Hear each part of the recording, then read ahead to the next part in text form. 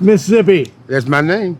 I was just walking down the street, And I meet you again. and I meet you again. Yes. What's interesting is I was just over on Avenue E where you had your tent, and tents aren't there anymore. Right. 'Cause they moved you. They moved it twice this morning. They moved you twice this morning? Twice. And then they threatened to put us in jail. They're going to put you in jail They were threatening to put it. Said they go lock us up. for being homeless. Being homeless, bro. And the worst part about it, I got matched for housing. And the apartment that they matched me with, they denied me. I appealed it and they denied me again. So you got matched for housing. And they denied me. Now, why'd you get denied? From 31 years ago, I had a couple felonies on my record. But none of the felonies matched the felony that I'm supposed to get denied. I don't have a murder charge.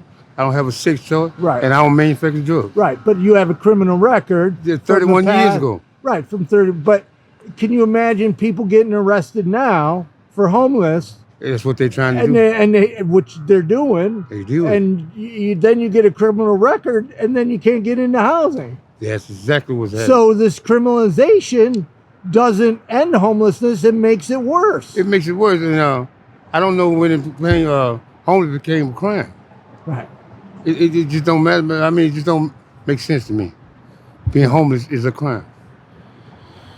I don't understand. But I don't understand where they come from either.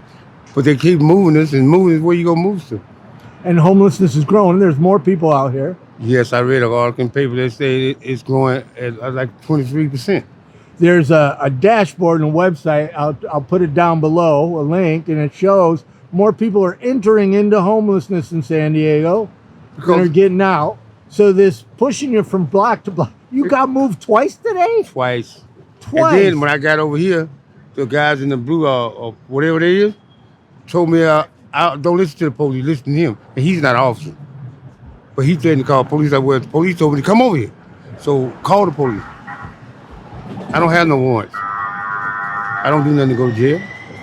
So I'm not committing no crimes. I don't understand the city of San Diego.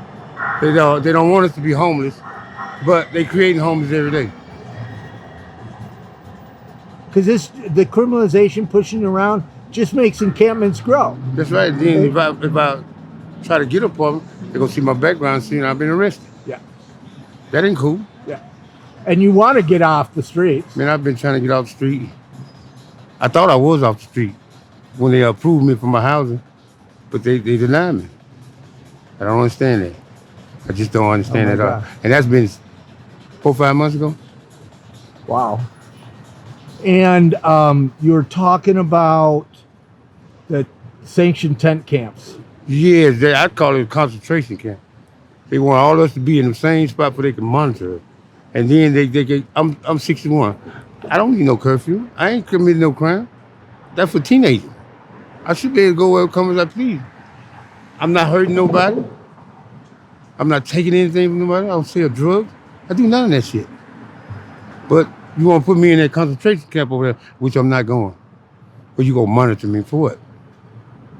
I don't need to be monitored. That model of sanctioned camps Right. is growing. Big. And then when you get over there, I know some people that's been over there, there's more shit over there than anything in the world. Yeah. And that's where the ambulance go 5 or 6 times a day. So why would I want to be over there with a bunch of them zombies there? No, I'm all right where I am. I can take care of myself. I don't need nobody, but I don't need nobody over me, threatening me to put me in jail. Man, I went to jail 31 years ago. Right. I got out of jail 31 years ago. Right. I don't need to go back to jail. Me and jail don't get along. Right. So I'm doing what it takes. Learn your lesson. Yes. Now you just want to get in the house. I was a teenager, bro. Right. I was a teenager. I don't have to pay for that the rest of my life. Right. That's what it's doing to me. Right. Because I don't see no reason. And I appealed it and they still deny me. Yeah. And I had some people behind me. There's some good programs out here. They was behind me too. Yeah. They still deny me. So I don't know what else to do. And you, twice today, you had to move all your stuff. I'm showing people all your stuff. Yeah. And people will say, well, that's a lot of stuff. Can you imagine what, I mean, everybody has stuff. That's actually not a lot of stuff. It's not a lot of stuff. That's the stuff That's what I make my living off, that kind of stuff right there. That's what I mean. I sell that stuff right there. So you thrift and you Yes, you recycle and find stuff, and that's how you make your money? I'm a junk man, and ain't nothing wrong with it. No? I know some millionaire junk men in my life. Yeah. So, and that's what I do. Want to step back over here where the light's better? They'd be very happy if I was standing on these corners selling drugs. Yeah.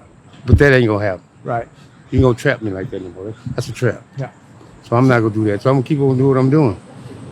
I don't feel like I'm 61 years old. I ain't got a lot of years left on this earth. Yeah. So I'm enjoying the way I want to. Right. As long as I don't hurt nobody hurt me. And then people will say, well, get a job. It's really hard to get a job when you're homeless. And then I'm 62, nobody's going to hire me. How the fuck go hire me I'm on the ground? Yeah. I'm on the ground. You're literally on the ground. Right. You going to hire me? How am I going to get some rest? If I go to work and come to, all my shit going to be gone when I get back. Right. So I can't get a job like this. No kind of way. They gave me my apartment like they promised me I've been having a job. Right. I get a job easy. All these skyscrapers, the people in these luxury buildings, there's one right there, right? They're the ones complaining about these homeless encampments. Right. But if you want the homeless encampments gone, criminalization isn't it, pushing people around, it's getting you in housing. It is crazy. And you know, I read an article the other day that the state of California spent, in its last 6 years, spent $22 billion on the homeless. It was 181,000 people in San Diego, in California that's homeless. Yeah. If they gave all us $1 million, we wouldn't be homeless. You know what I'm saying? Yeah. So why would you, then you still have $21 billion in your pocket. Where is money supposed to be in? Yeah. Well, there is waste and there's bureaucracy, but the problem is for every $100 increase in median rent, homelessness goes up 9%. So rents across the country have gone up 22%. Right. Right. So Raleigh, North Carolina, 75%. Orlando, 40%. Dang. Austin, 30%. Rents across.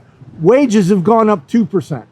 So homelessness is growing. Most of that money is why there's more money being spent is because there's more homelessness. And you can't afford this stuff right here. Right. So you got to prevent homelessness. You got to prevent to stop people from getting out here, and then people like you, we've got to get off the streets. But how you go?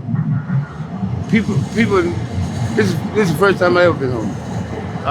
Never knew I was homeless until I come out here, and I just don't want to go home right now because I didn't come out here like that, and I don't want to do nothing to nobody else, and I don't want nobody to take care of me. I take care of myself. Yeah. But the thing is, it just amazes me, bro. My mind boggling right now. Yeah. Trying to keep up with just living every day, bro. Yeah. I'm okay though, but God still got me. Yeah. And we were talking, since we're talking about the $1 million, I mean, the cash assistance programs, like you're seeing in Denver and some other cities. It works. They're working. Like we said, everybody needs a little love. Yes, they do. Listen, them guys, they gave that $750 for. It worked. They didn't spend no money on drugs and alcohol. They did transportation, they did shelter, and it works. Yeah. But this mayor we got is talking about he got a pilot program putting everybody in damn tents. I call it concentration camp. That ain't helping nobody. When they leave that tent, they still gonna be homeless. Right. They ain't gonna have that tent. They ain't gonna have them tents sitting forever. Right. Well, that's the same thing about arresting people. You gotta turn me back to the street. Right. When somebody gets out, they're still homeless, and now they got a record. Yeah, you still got to turn me back down to the place you got me from. Yeah. You didn't put me in no halfway house get a halfway job or something like that to put me. You didn't do that. You gonna put me right back out there where you got me from. Yeah. So that cycle, then they get 3-4 charges on, and then all this kind of stuff, bro. It is crazy. Well, and it's no end to it. Well, Mississippi, I like it when I run into people I know, but I hate that when they're still homeless. But bro, I'm good. Like I said, good Lord got me. And I ain't gonna never forget that, bro. Yeah. My dear mama told me that. Just keep on praying. It's gonna get better. What's your 3 wishes now? Me? Health, longevity, and my family. That's it. Well, thank you very much for talking. Don't need no riches. I just need my family. I got my family. Yeah. But I just need it. I'm all right with the rest of it. Don't have no worries.